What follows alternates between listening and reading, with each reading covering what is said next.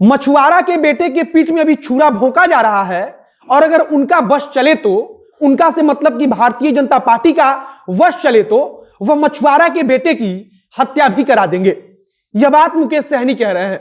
मुकेश सहनी का कहना है कि कल तक जो भारतीय जनता पार्टी मुझे अपना दोस्त मान रही थी, लेकिन आज उन्होंने मुझे बाहर निकाल दिया तो उन्होंने मुझे अपना दुश्मन मान लिया।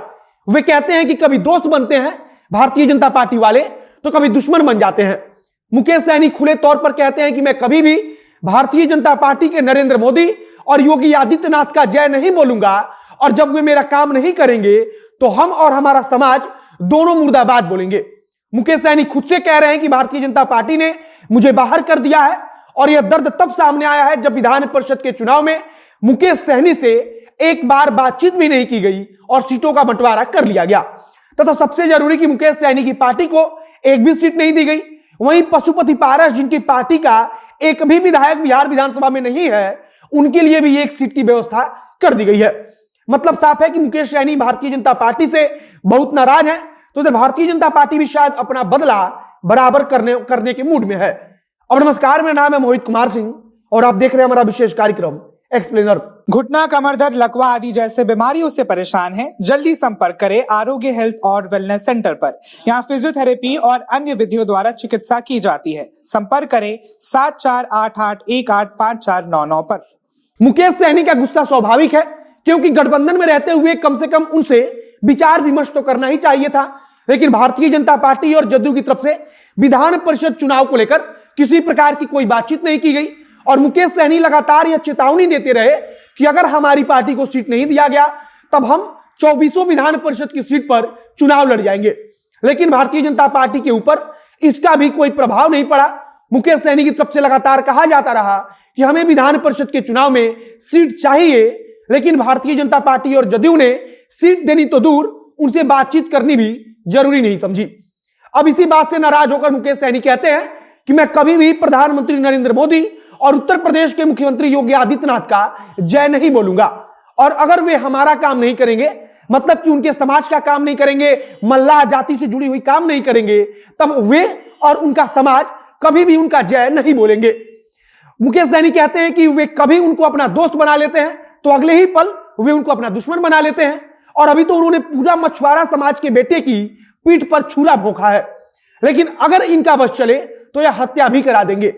मुकेश सहनी यहां सीधे तौर पर भारतीय जनता पार्टी पर निशाना लगा रहे हैं और उनका कहना है कि भारतीय जनता पार्टी के लोग और भारतीय जनता पार्टी जब जरूरत पड़ती है तो मुझे अपना दोस्त बना लेते हैं और अगले ही पल दुश्मन बना लेते हैं। और अभी तो भारतीय जनता पार्टी ने सिर्फ पीठ पर छुरा भोंका है, लेकिन अगर जरूरत पड़ गई तो वे मेरी हत्या भी करा देंगे।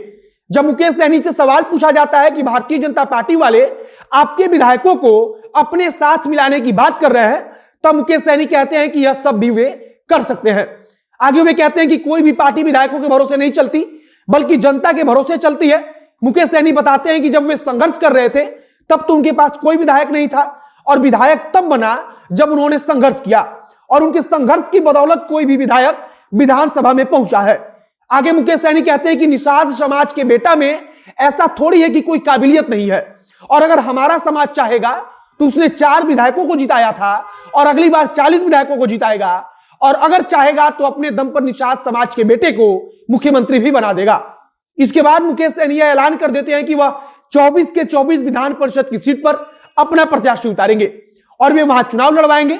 मुकेश सहनी ने इस दौरान खुद से कहा कि भारतीय जनता पार्टी कल तक मुझे अपना दोस्त मानती थी और आज उन्होंने मुझे बाहर कर दिया है। अब इसके कई सारे मतलब हो सकते हैं, लेकिन जब पूरा विवाद शुरू हुआ तो इसका सिर्फ कारण था कि उत्तर प्रदेश चुनाव और दूसरा कारण बना विधान परिषद का चुनाव। फिलहाल ऐसा प्रतीत हो रहा है कि एनडीए के अंदर कोई बड़ी टूट होगी। उधर जीतन राम मांझी भी लगातार यह दबाव बनाते रहे, लेकिन उनकी बात को भी अनसुना कर दिया गया और उन्हें भी एक भी विधान परिषद की सीट को नहीं दिया गया। मुकेश सहनी पशुपति पारस का जिक्र करते हुए कहते हैं कि हमको और मांझी जी को वे लोग कमजोर समझ रहे होंगे और मान लीजिए कि इसीलिए हमको गठबंधन से बाहर निकाल दिए, लेकिन पशुपति पारस को उन्होंने एक सीट दे दिया। हालांकि मुकेश सहनी कहते हैं कि मैं खुद सरकार के साथ हूं, लेकिन आगे का फैसला उन्हें लेना है और वो जो फैसला लेंगे वह मुझे स्वीकार रहेगा।